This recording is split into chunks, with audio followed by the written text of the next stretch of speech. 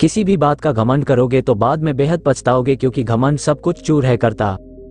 जिसका है घमंड उसको आपसे दूर करता। संसार में अनेक ज्ञानी है। आज हम बात करेंगे घमंड चूर कर देने वाली वीडियो के बारे में, जिसे देखकर आप जीवन में कभी किसी चीज पर घमंड नहीं कर पाएंगे, क्योंकि घमंड के कारण अपने भीतर छुपे हुए अंधकार का हमें तनिक भी ज्ञान नहीं होता। हमें जीवन भर ये भ्रम रहता है कि इस संसार में हमसे ही रोशनी है, हम ही जीवन के सारे सम्मान और लोकप्रियता हासिल करने के लायक है। लेकिन ये कहानी हमें स्पष्ट कर देगी कि प्रतिभावान मनुष्य के भीतर भी अंधकार हो सकता है। घमंड चूर कर देने वाली कहानी, प्रेरणादायक कहानी। एक गणितज्ञ जो कि प्रतिभा के धनी थे, हर चीज को जोड़ घटाने में माहिर थे। उनकी ख्याति बहुत दूर दूर तक फैली हुई थी। उन्होंने बहुत सारी किताबें लिखी हुई थी। इतने अथाह ज्ञान की वजह से उनके भीतर घमंड आ गया था।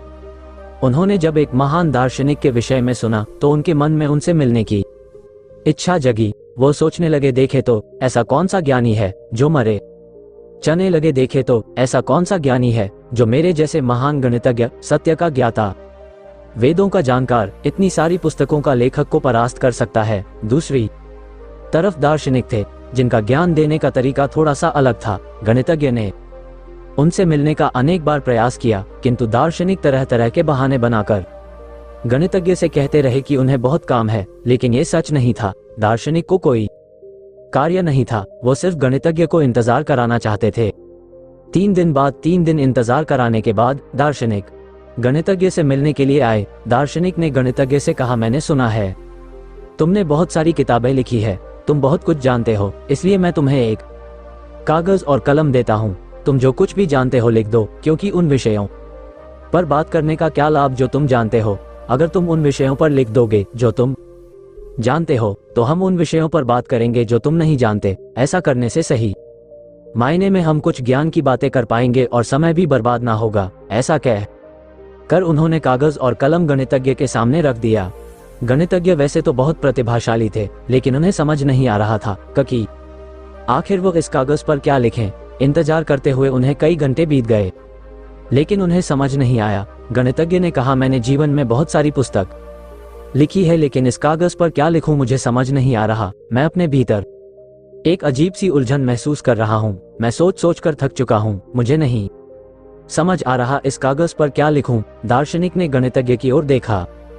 दार्शनिक ने कहा, मैंने सुना है तुमने तो 1700 पन्नों पर सत्य की व्याख्या की है और तुम्हें समझ नहीं आ रहा कि क्या लिखा जाए। ये तो बहुत अजीब बात है।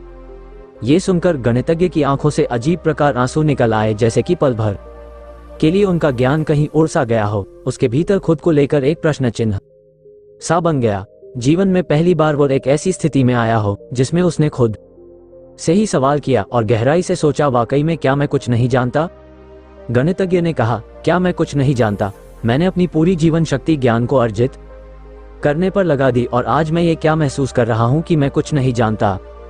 दार्शनिक ने कहा, तुमने ज्ञान का पहला सबक ले लिया है कि तुम कुछ नहीं जानते। नहीं जानना एक शुरुआत है। अपने बीते हुए जीवन में जो भी कुछ तुमने जाना था, आखिर में जाना ही नहीं था। वह तो सिर्फ व्यवहारिक ज्ञान था, स्वयं का ज्ञान नहीं।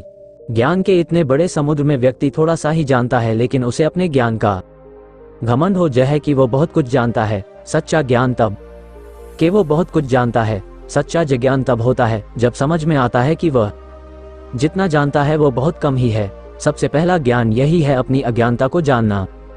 मनुष्य सब कुछ जान सकता है, लेकिन जो जान रहा है उसको नहीं जानता। अपने भीतर बैठे उस अंधकार को नहीं जानता। जो बाहरी ज्ञान से घमंडी हो जाता है, उसकी नजरें कभी खुद को नहीं देख पाती। वो सदैव ये देखता है कि लोगों की तुलना में उसने क्या इकट्ठा किया है, लेकिन उस ज्ञान के पीछे कितना अंधकार जमा हुआ है, उसे देखने से वो वंचित रह जाता है। उम्मीद करते हैं आपको हमारी प्रेरणादायक कहानी घमंड चूर कर देने वाली यह वीडियो पसंद आई होगी।